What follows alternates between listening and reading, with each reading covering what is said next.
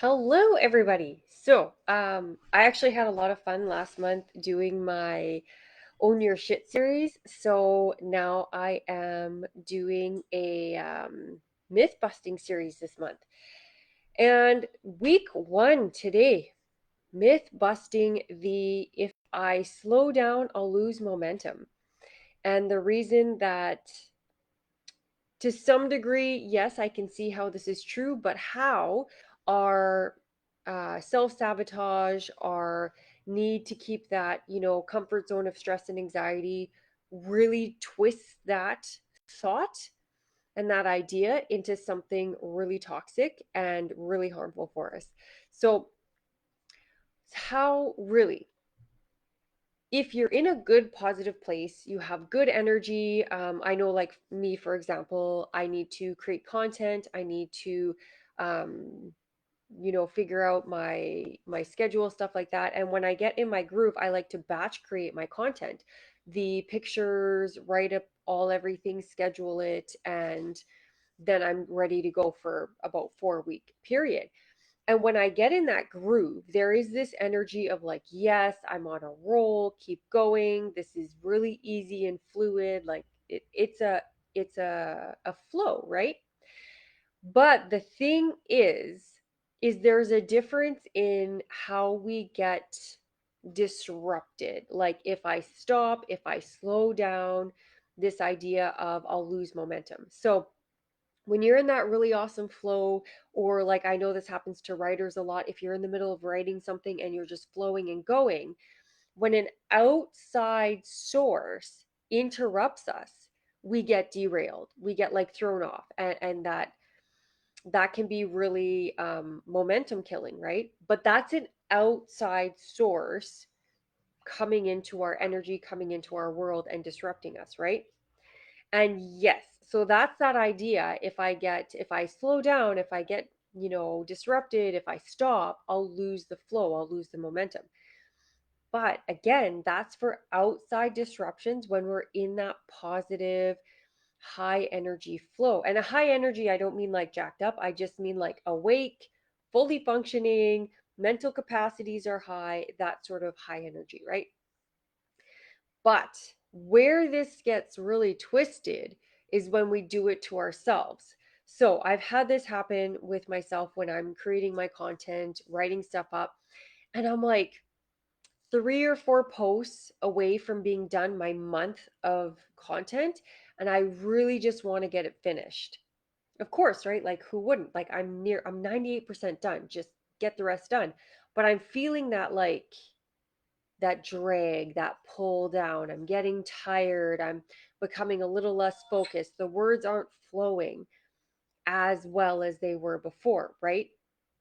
And that's the difference between having that outside distraction, that outside interruption, and us ignoring our own signals that we need to take a break.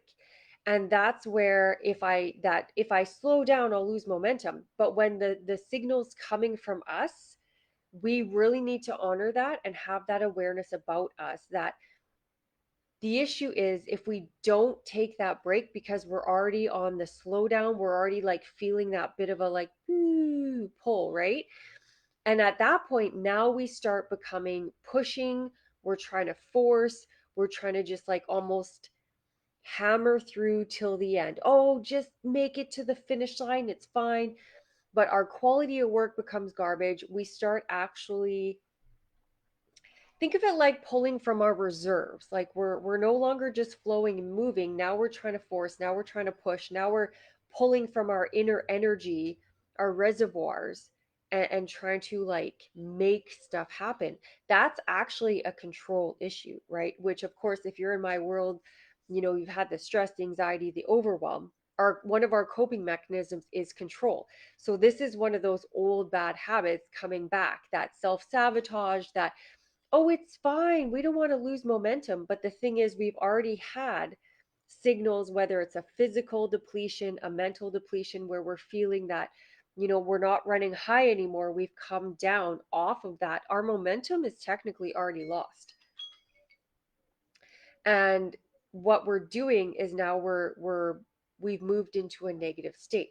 So that's the real difference is yes, if we're in a good flow, we're that high energy, we're doing well, we're really moving, that outside distraction does derail us and we have to refocus and where was I?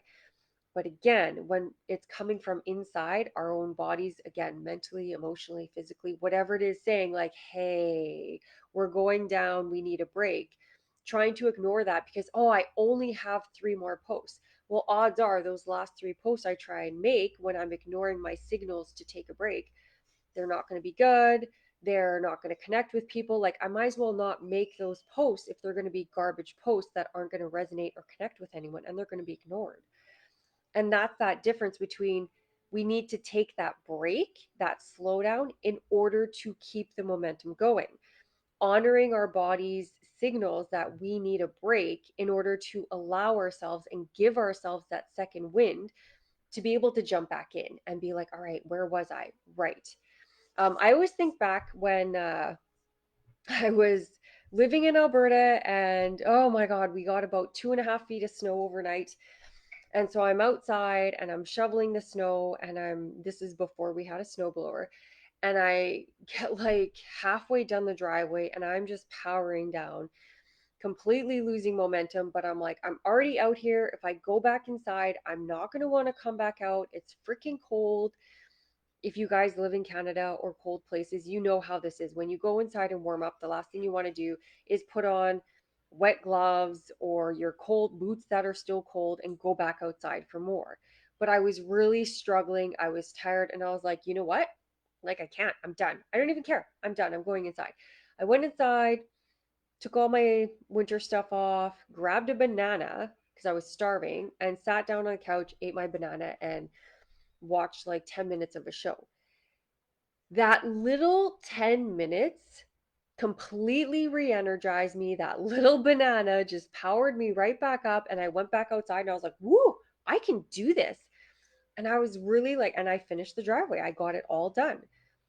And it was just one of those, again, reaffirming things of when we honor what our body's saying, it doesn't matter if it's mental or physical or emotional, when we honor what we need, it allows us to keep going. So it's in that sense of if it's an outside distraction, an outside source, yes, it can kind of derail us and push us off the flow and it can be hard to get back. Okay, what was I doing?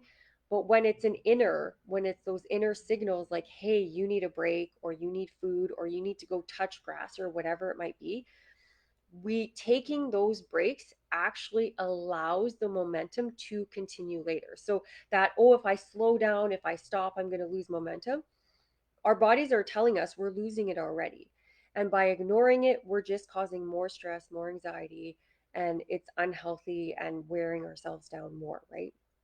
So that's the big myth of, you know, a lot of people are like, no, but I know I've been distracted and I lost my train of thought and I had to come back and it sucked. Outside distraction.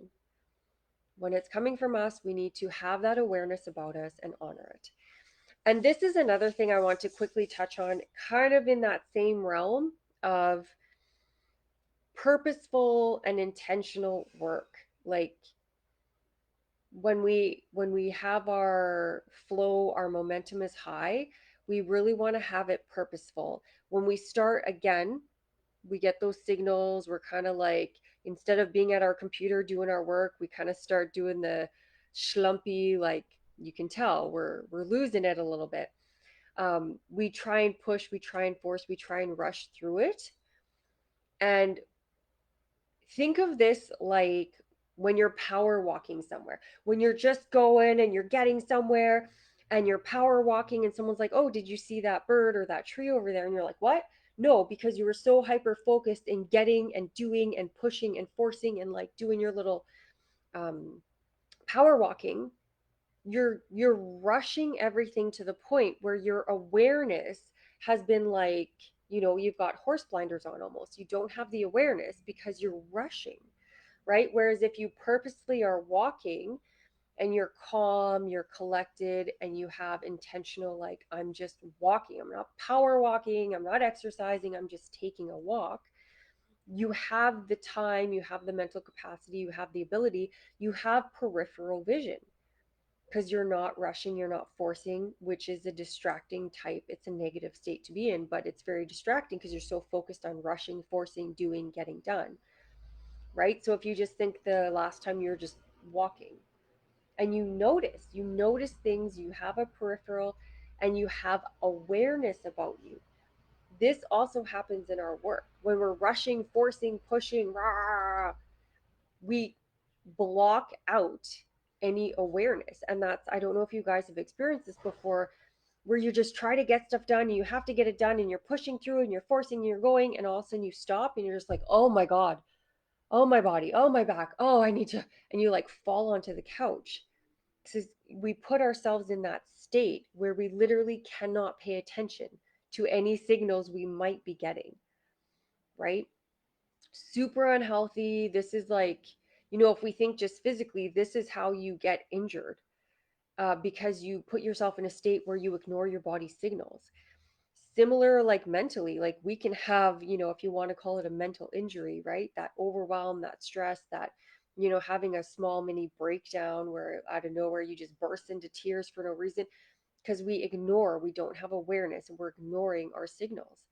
So if we calm it down, take a breath, and we do things purposefully and with an intention, it's not rushed. And that allows ourselves to have awareness of things going on around us still, because we're not in that like hyper excited, pushing, going state, right? So we always want to make sure, this is one of the big reasons, guys, that emotional regulation, being able to put ourselves in a calm state, because we can actually get quality productivity done, quality work done, and still have awareness to pay attention to ourselves or our surroundings and respond accordingly to those signals we get. So, yeah, let's just starting off the year with that intentional, keeping it real, keeping it simple, keeping it calm, and one task at a time. And that, oh, if I slow down, if I take a break, I'll lose momentum. No, not if it's those signals from our own bodies, ourselves saying, like, listen, you need a break. We have those signals for a reason, and ignoring them is just kind of like toxic behavior, pushing through, right? So, myth busting week one. No, if we get interrupted by, again, outside sources, yes, that can kind of blunder us and like, oh my God, okay, now we need to refocus. But when it's coming from ourselves, we really have to heed those signals, pay attention, and actually do what is right for ourselves, which means like eating that banana so I have the energy to finish shoveling the driveway. Take that small break, even if it's 3 minutes, even if you just get up, walk around, grab a glass of water, and come sit back down. That might be all you need. I'm not saying you have to like go watch 4 episodes of whatever on Netflix. Like it might just be a get up, a little stretch, like grab a glass, sit back down. That might be all you need to get that second wind to finish the job.